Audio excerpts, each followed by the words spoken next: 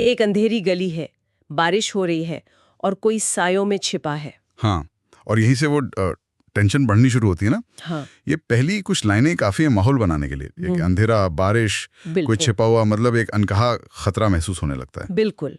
और फिर स्क्रिप्ट हमें जैक से मिलवाती है। कोई 30 साल का होगा, हुड पहना हुआ, हाथ में चाकू, और वो एक अकेली लड़की को देखता है, लिली, 16 साल की। स्क्रिप्ट में एक लाइन है, जब जैक धीरे से कहता है, तुम्हें यहाँ नहीं होना चाहिए। उफ, हाँ, वो लाइन वो शिकारी और शिकार के बीच का जो पावर डायनामिक है उसे एकदम से सेट कर देती है। और इसके बाद जो होता है वो बहुत तेजी से होता है। स्क्रिप्ट में दिखाया है जैक हमला करता है, लिली की चीख दब जाती है, हाँ, और वो उसे अंधेरे में खींच लेता है, बहुत तेज, बहुत अचानक। हाँ, वो तेजी, मतलब संभलने का मौका ही नहीं मिलता। तो गली में हमला होता है, भयानक।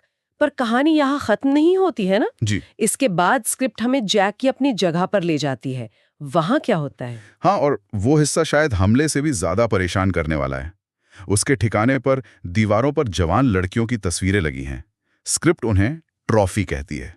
सोचिए, ट्रॉफी, ये शब्द ही कितना कुछ कह देता है। ट्रॉफीज, जैसे कोई शिकार की निशानियां हो, और फिर वो चाकू साफ करता है ना? हाँ बिल्कुल, जैसे कोई रोज का काम हो, चाकू साफ करता है और फिर खुद से कहता है, एक और बेहतरीन रात। एक और बेहतरीन रात। सुनकर ही अजीब लगता है। मतलब इतना भयानक काम करने के बाद इतनी शांति, लगभग जैसे संतुष्टि हो। वही तो, ये जो शांति है, अपराध के बाद की ये रस्म, चाकू साफ करना, खुद से बात करना, ये दिखाता है कि उसमें सहानुभूति बिल्कुल नहीं है। ये एक सीरियल किलर वाली मानसिकता को दिखाता है। और फिर वो दीवार पर एक निशान लगाता है।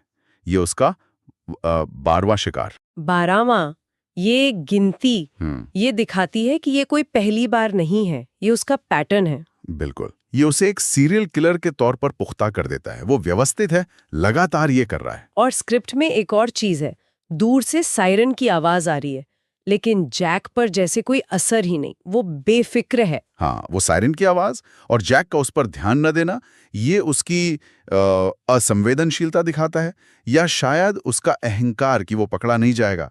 वो अपने अगले शिकार के बारे में सोच रहा है। दुनिया बाहर चीख रही है, पर वो अपनी ही दुनिया में है। सही कहा। ये छोटी छोटी चीजें, चाकू, तस्वीरें, वो गिनती का निशान, सायरन की अनदेखी, ये सब मिलकर जैक के किरदार को कितना भयानक बना देती हैं। बिल्कुल, कुछ ही पन्नों में लेखक ने जैक की पूरी मानसिकता, उसकी विकृति और कहानी का वो डरावना माहौल बना दिया है। पाठक को एकदम साफ हो जाता है कि ये कोई आम अपराधी नहीं, ये एक चलता फिरता खतरा है। तो इन हिस्सों को देखकर हमने समझा कि कैसे लेखक ने माहौल